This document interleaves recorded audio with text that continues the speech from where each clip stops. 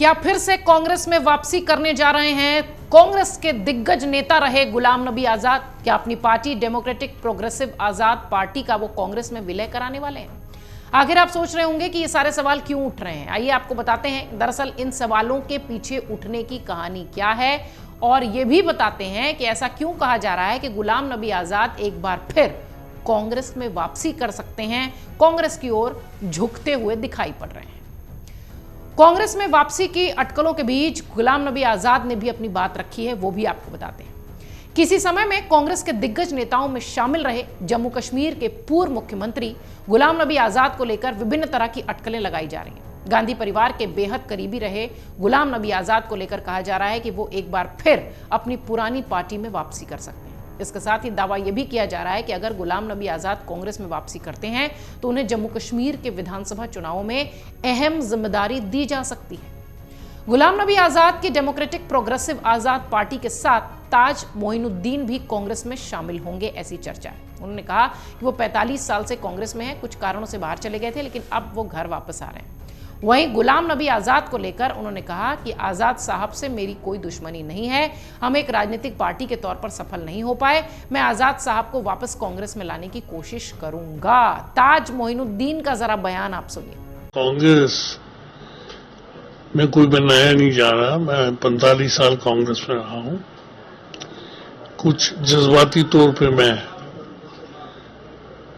बाहर गया था कुछ देर के लिए और घर वापस आ गया और रिजिग्नेशन दी। इसमें कोई रिजिग्नेशन में कोई ऐसा नहीं है कि मेरी कोई आजाद साहब से अदावत है या ये है, मगर एज पॉलिटिकल पार्टी हम उसमें ये नहीं रह सके, कामयाब नहीं हुए, क्योंकि तोहमतें काफी लगी। तो उन तोहमतों की वजह से उस पार्टी में फर्क आ रहा था। बाकी आजाद साहब हमारे लीडर हैं, उनसे कोई फर्क नहीं है हमें, मगर कांग्रेस तो हमारा घर है।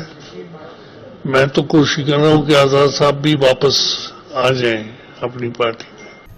वहीं गुलाम नबी आजाद के कांग्रेस में शामिल होने की खबरों के बीच कांग्रेस नेता गुलाम अहमद मीर ने कहा कि कांग्रेस किसी भी व्यक्ति के साथ काम करने के लिए तैयार है जो बीजेपी की विचारधारा से लड़ना चाहता हो।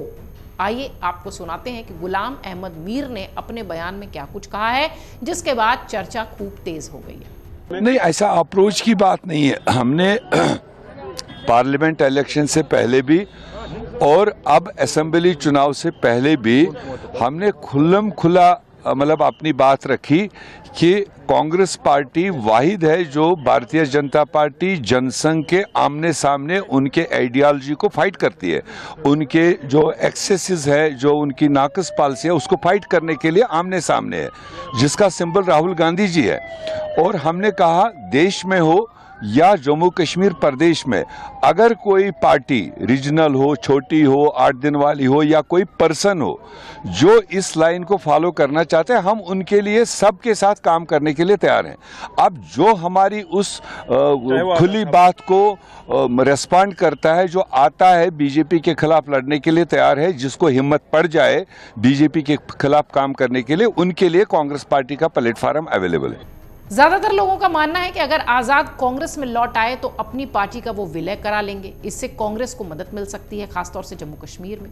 इसको लेकर गुलाम नबी आजाद की पार्टी डेमोक्रेटिक प्रोग्रेसिव आजाद पार्टी ने इसे पूरी तरह से कयासबाजी बताई है। डेमोक्रेटिक प्रोग्रेसिव आजाद पार्टी ने कांग्रेस के साथ अपने विलय के बारे में अफवाह इसको बताते हुए एक पत्र भी जारी किया है, जिसमें लिखा है कि जब से आजाद ने कांग्रेस पार्टी छोड़ी है तब से न तो आजाद ने किसी कांग्रेस नेता से संपर्क किया और न ही किसी कांग्रेस नेता ने कभी आजाद से सीधे टेलीफोन या सीधे संपर्क करने की कोशिश की। इस चिट्ठी में लिखा गया कि ये अफवाहें पूरी तरह से निराधार और झूठी हैं, जो केवल भ्रम पैदा करने के लिए, हमारी पार्टी को तोड़ने के लिए है।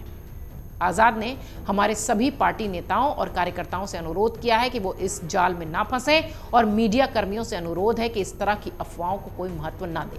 ये सारे शब्द उस चिट्ठी के हैं, उस पत्र के हैं, जो कि तमाम अफवाहों के बाद जारी किया गया है गुलाम नबी आजाद की पार्टी की तरफ से।